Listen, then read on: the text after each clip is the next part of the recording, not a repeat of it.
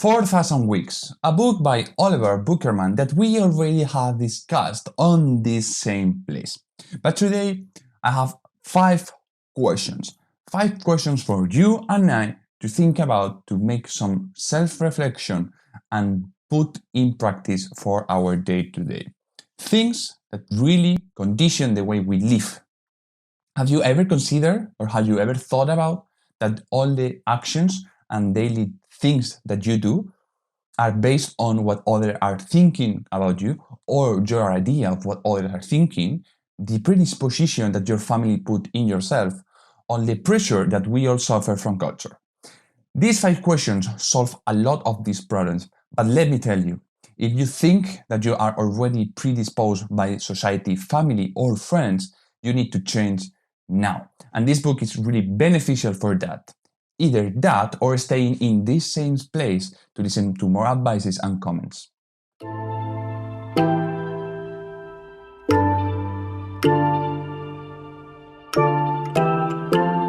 4,000 Weeks have taught me a lot about freedom, especially the freedom that we do not think all the time. Knowing that we have finite life and that 4,000 weeks is the average time we have to live, and that by now I've consumed more than a third of it, puts you on a self-reflection that is harsh and difficult to consider, knowing that all of us are going to die. But we don't need to be depressed or sad about that. We need to actually put our time, or our freedom time, to the best possible use. The last part of the book asks you 5 questions that I completely saw reflected on myself. And when I was reading them, I immediately knew I had to bring them to you and to a self-conversation. So without further delay, let's jump to these 5 questions about time and about how much culture and family predispose our thinking and our judgment, and in a way put conclusion to that freedom aspect that we talked a few weeks ago. So I have in here page 181 on ebook for those of you reading. I've read an ebook. And the first question I have in front of me, and I'm gonna read straight off, is: where in your life or your work are you currently pursuing comfort, when what's called for is a little discomfort? So the first question is to think about when or what part in life we are not looking for improvement, but just for comfort. That means that we are not looking for any change, or that if there is any possible change on the horizon, we will never contemplate it seriously, because we are too comfortable to actually trying to make a change. And in my case, that is leisure time, free time, after work time. I'm currently having a decent work-life balance where I finish work around 6, I get home, I can do some running, some training, and then I have time to play video games, edit some content. And anything that I want to do new would mean changing that quid pro quo, that balance, that equity that I have in my free time, and that we completely break up things, which also means sacrificing, not doing, etc., etc., etc. That is the place where I do it, and it's really simple. And I'm trying to not go to learn French, because that would mean less time for me to play video games, less time for me to be sit at the table relaxing, or whatever I may do, being more time on my mind on activities. And then the second part of it is when what's called for is a little discomfort, which means, yeah, you are so comfortable that slightly change in life means that you have some phobia towards not doing that activity, because this implies that change, that discomfort, that you know how bad it is, how hardly it hurts, and that it's super painful to know that things are gonna change, and then you don't have that control over it. So first question is to actually consider if we are free, because if we are truly free, we would take that discomfort action with quit comfort and push it for a new, brand new, even better future of ourselves. Get the confidence. It's hard. It's taking me weeks to do that slight change, which means 2 more hours a day. It will mean less training at the gym. It will mean less playing video games. It means a lot of things and a lot more effort. But because I'm comfortable on the place I am, I know it's time to change. Because if I sit on this table, on this chair, on this life long enough, it will be even harder for me to change.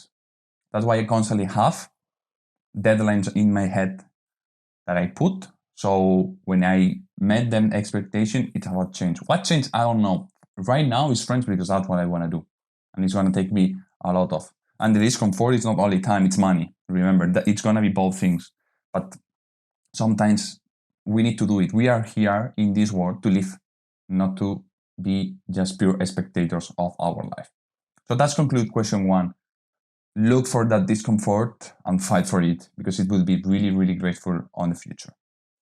Second one, and I'm gonna read. Are you holding yourself to and judging yourself by standards or productivity or performance that are impossible to meet?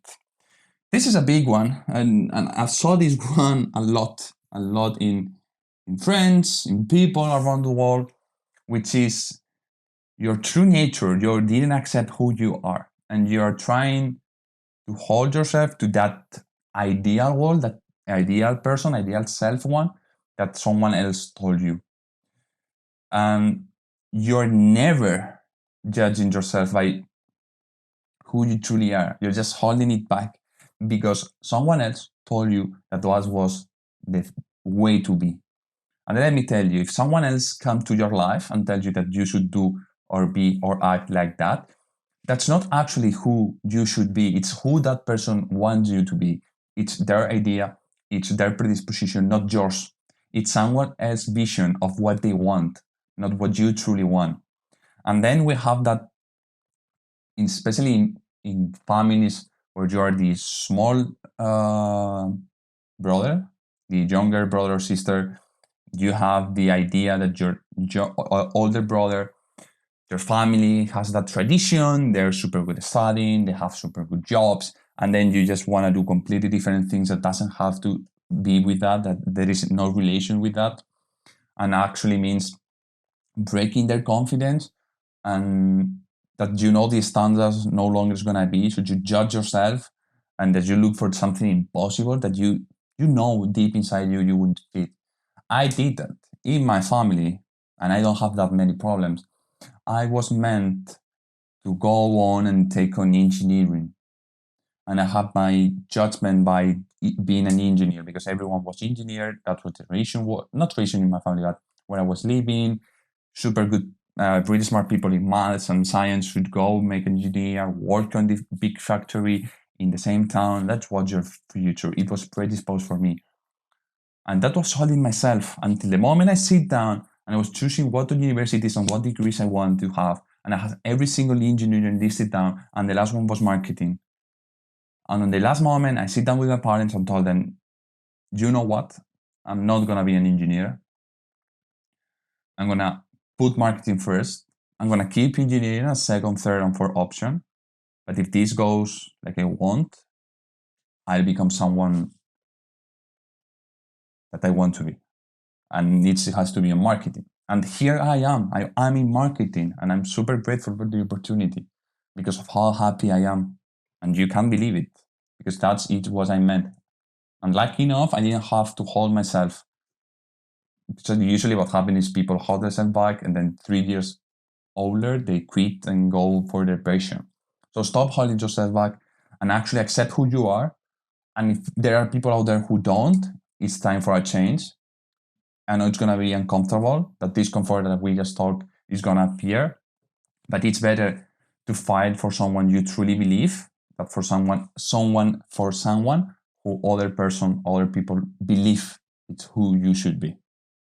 I know it's a bit complicated and tricky, but be you and fight for what you love, no matter what it is. And you'll find a way. Be smart about it, of course. Use the logic and the common sense.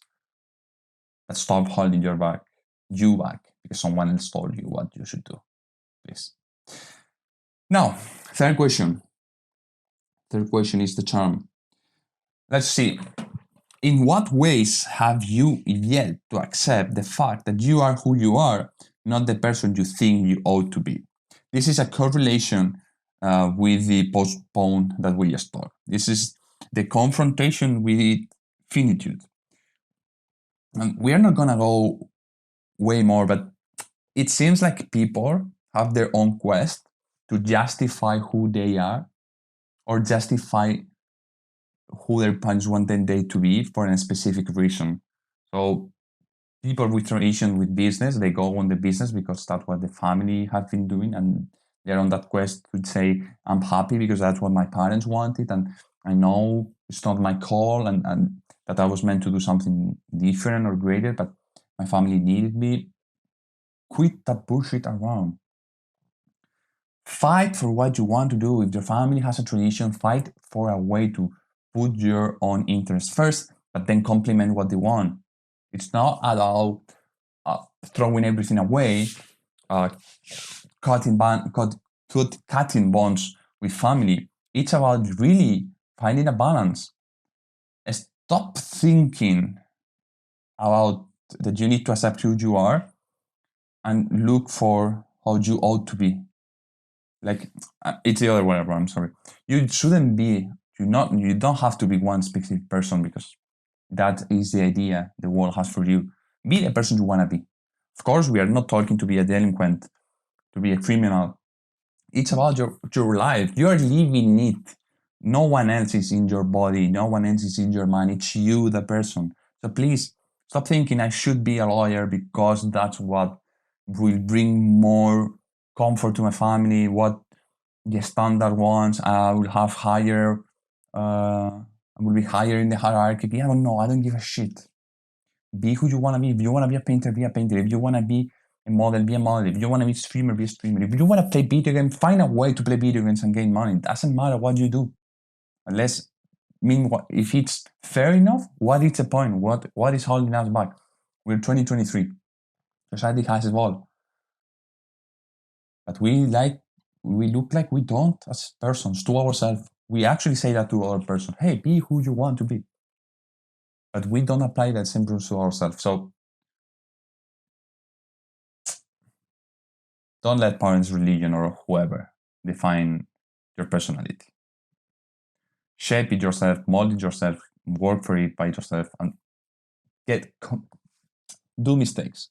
Get it wrong, repeat it, and learn. Especially learn from it, okay? Question 4. In which areas of life are you still holding back until you feel like you know what you're doing? This is a good one. Because when we are at work or in relationships, it's like we don't do things because we feel like we are not capable yet, we are not good enough yet. Feels like we need to learn more. I see this a lot, especially on entrepreneurs that spend years, thinking the best possible company, trying to get everything right, but they never start the company.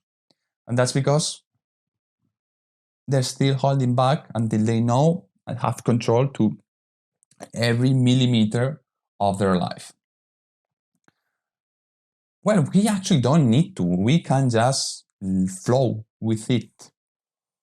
And I'm going to use me as an example. I started working on a marketing agency on research, and I kind of knew what I was doing.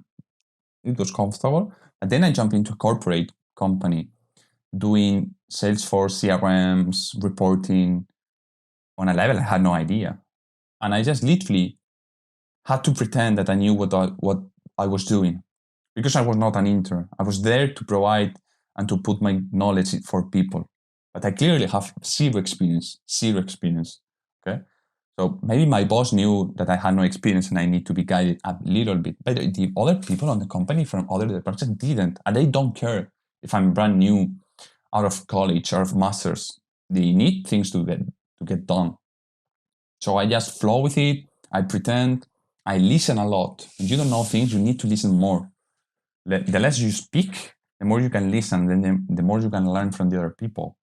I actually, in occasion, repeat what others was saying until I kind of understood what I was doing. But it took me more than a month to actually understand what I was going to do. literally more than a month. So stop holding yourself back and trying to learn everything. Once you have the idea clear, start doing it. Try and fail. I knew I want to make a podcast. I knew I wanted to go talk public, but I had no idea of how to do the things. My equipment is really bad, so I could spend a lot of time trying to research. Maybe the quality is really bad of the video itself, the sound. I try to make it as good as possible, the lighting, but I just got the basics, and then I flow with it. And every time I'm learning, I'm trying things that never work, especially on this level where no one watches me or no one listens to me. But I'm just flowing with it until I find that specific key that boosts me and that can actually, where I can actually hold back. And you should do the same thing for anything in life, for relations, for family, for businesses, or for studies. Flow with it, learn with the go, and don't get too worried about knowing everything. It's not mandatory, it's not necessary. And people who actually try to do that end up failing more than succeeding, unless you devote your entire life to research. That's the only other possibility. And then, last question number 5. Okay.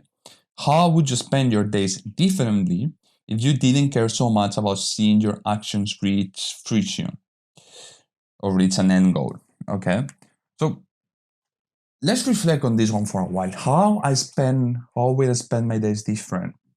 The thing is, for me right now, is that I most likely will spend my days the same way. I may not record podcasts literally like this and put the whole setup, the whole lighting. I may not do that. But for the majority of the part, I will still read what I'm interested on. I would keep reading books. I would keep playing video games like I do a lot. Next podcast most likely will be about playing video games and what it brings to me and why I think is a big part of me, and then I have to accept it. But for the majority, I will do the same thing. I will keep working on the same place, maybe not on the same company, but I would definitely work on something about marketing because that's what I like. And then if I don't have to care about fruition, if I had everything done, I don't know, maybe I just went out eating more if I have the possibility. Or I don't think I would change but me personally, because every decision I took and I follow in life, it was trying really well thought out. And I was lucky that everything ended up working earlier or later, but the decision that I took, I was clear about them and I was sure, and I didn't fail on my knowledge that it could happen. But I was lucky enough that I didn't have to think about it again and rethink the outcomes and the possibilities. I stick with the path I chose because decisions were well done. But it would be the same thing, because what I like is working and interacting with people, talking, training a lot, and then playing video games. It's the things I like, and cooking and eating. So, in an essence, my day to day wouldn't change much. It's a manifestation of what I like. It's my hobbies. So, why would I change anything? Mine personally, but for you guys out there, if you don't need to be judged by the results, you know no one care about it and everything is done, would you actually behave differently? I'm guessing a lot of people would. And I don't know, it's not worse or better by any mean. It's just that maybe we would be more real as humans in relationships, in communicating, because we know no one is waiting for that final step. But and then maybe people would lie less and be more real, be more honest. Who knows? I would really love to know this about someone if I ask these 5 questions to anyone out there, if they will be so interested like I was on this, if you are not expected to do anything. But whatever. I think these are the 5 questions. I told you they made you reflect why we do the things we do. And it's really your choice. Why are you doing that? If it's your own call or someone else's decision. That's the only thing that I would take for you out of here. reflect on the 5 questions and think how many of those things you choose them and you're fighting by yourself for your own interest, be selfish, or are things you do because family, culture, or things that were around you dictated you to do. Think about it, reflect about them.